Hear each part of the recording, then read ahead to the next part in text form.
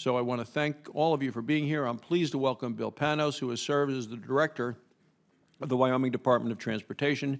He's a graduate of California State University, where he received a degree in forensic science and technology. Before moving to Wyoming, he accrued 37 years of experience leading private and public service organizations. He has also served as director of the Wyoming School Facilities Department. And joining Bill today in testifying will be Mr. Shailene Bat, who is the President and CEO of the Intelligent Transportation Society of America, Mr. Zachary Dorzoff, who is the Director of the Center for Advanced Automotive Research, Polly Trottenberg, who is the Commissioner for the New York City Department of Transportation, and Sean Kildare, the Director of Research at Advocates for Highway and Auto Safety. So I want to remind the witnesses that your full written testimony will be made part of the official hearing record today. So please keep your statements to 5 minutes so that we will have time for questions. I look forward to hearing the testimony from each of you. And with that, we'll begin with Mr. Panos. Appreciate you being here. Chairman Barrasso and members of the committee, I am Bill Panos, Director of the Wyoming Department of Transportation. I am here today on behalf of WYDOT and AASHTO. The committee's premise in holding this hearing is correct. Connected and automated vehicles have implications for highway infrastructure. In addressing those infrastructure issues, safety is a top priority for state DOTs. That includes attention to striping and signage, as well as to more complex issues. Collaboration between technology developers, vehicle manufacturers, and government agencies is important. This includes working to ensure interoperability of systems so that deployment of dedicated short-range communications, or DSRC, along the highway system will be effective. Let me elaborate. These new technologies have the potential to reduce crashes, save lives, and provide other benefits. However, there is still uncertainty surrounding these innovative technologies, including infrastructure-related issues. For example, for there to be highway infrastructure, work zones on the roads are inevitable. How will an automated driving system, or ADS, get by work zones? What are the specific signage and striping needs? What advisories from DSRC-enabled infrastructure would help connected and autonomous vehicles and improve safety? State DOTs are preparing for deployment of CAVs by, among other things, starting to plan and deploy relevant technology as part of the highway infrastructure. And these investment needs are near-term, in part because connected vehicle need not be an automated vehicle. Cars driven by people are increasingly equipped with electronics that can receive data from DSRC-enabled equipment along the roadway.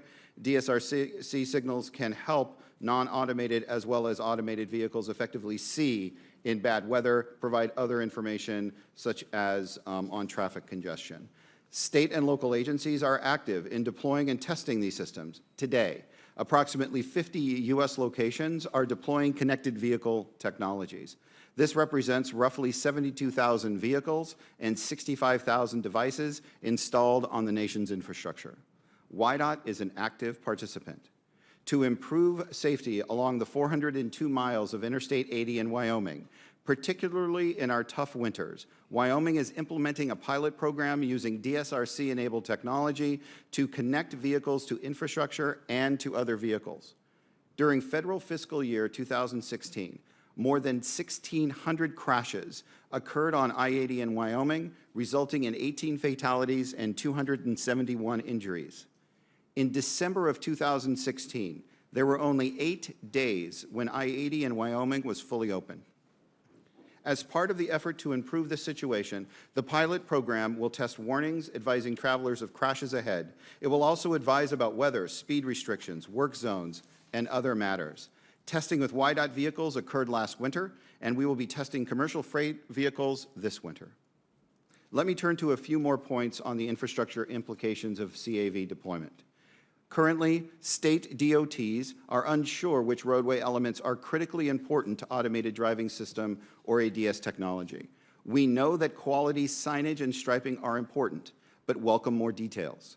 In most cases, striping is a maintenance, not a capital activity. Similarly, sign maintenance is not a capital activity. All other things being equal, an increase in maintenance costs would reduce funding available for capital investments in transportation. So we want to understand the maintenance implications of CAV deployment. In addition, if ADS-equipped vehicles have sensors that could be adversely impacted by poor ride quality, that could place upward pressure on already high needs for investments to maintain and improve pavement ride quality. There are additional issues where state DOTs want to better understand what type of information would help all CAVs. Deployment of ADS technology in rural environments also raises issues. For example, DSRC-enabled infrastructure on long rural highways would be costly. This suggests different solutions for advisories in very rural areas such as cellular technology, at least where there is adequate cell phone service. In any event, we want vehicles to have access to weather, crash, and other key advisory information. It seems that we have to put technology into the infrastructure to do that. So when a state DOT talks about interoperability, it is not to tell a developer how to equip a vehicle. Simply, if a state is deciding whether to use scarce infrastructure dollars to deploy DSRC-enabled systems, it wants to know that the investment in DRC can successfully communicate advisory information to vehicles. In conclusion, Mr. Chairman, CAVs are arriving and are in our future. We want the infrastructure to be safer than it has ever been when they are deployed. States are eager to work hard towards those ends. Thanks for the opportunity to appear before the committee today. Thanks for your